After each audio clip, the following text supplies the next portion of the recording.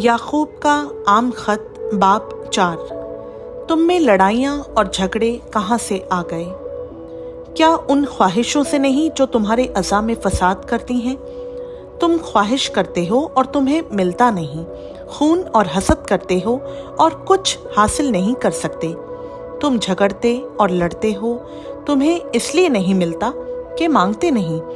तुम मांगते हो और पाते नहीं, इसलिए कि बुरी नीयत से मांगते हो, ताकि अपनी ऐशो इशरत में खर्च करो। ऐसे ना करने वालियों, क्या तुम्हें नहीं मालूम कि दुनिया से दोस्ती रखना खुदा से दुश्मनी करना है?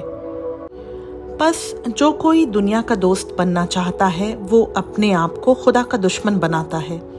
क्या तुम ये समझते हो कि किताब मुक़द्दस बेफ़ायदा कहती है? जिस रूह को उसने हमारे अंदर बसाया है, क्या वो ऐसी आरज़ू करती है जिसका अंजाम हसद हो? वो तो ज़्यादा तौफीक बख्शता है।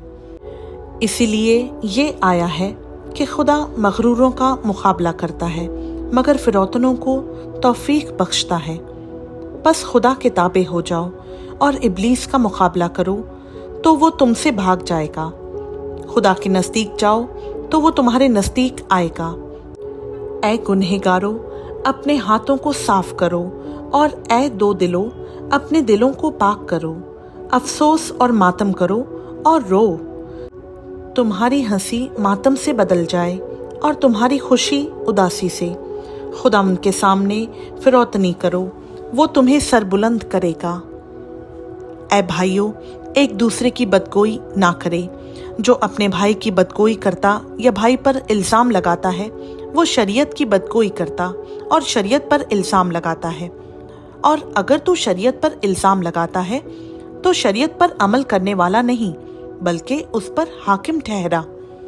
शरीयत का देने वाला और हाकिम तो एक ही है, जो बचाने और हलाक करने पर कादिर है।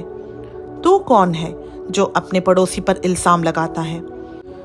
तुम जो ये कहते हो कि हम आज या कल फलां शहर में जाकर वहां एक बरस ठहरेंगे और सौदागरी करके नफ़ा उठाएंगे, और ये जानते नहीं कि कल क्या होगा। ज़रा सुनो तो, तुम्हारी जिंदगी चीज़ ही क्या है?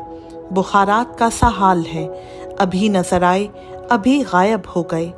यूं कहने की जगह तुम्हें ये कहना चाहिए कि अगर खुदा चाहे तो हम जिंदा भी रहेंगे और ये या वो काम भी करेंगे, मगर अब तुम अपनी शेखी पर फख्र करते हो। ऐसा सब फख्र बुरा है।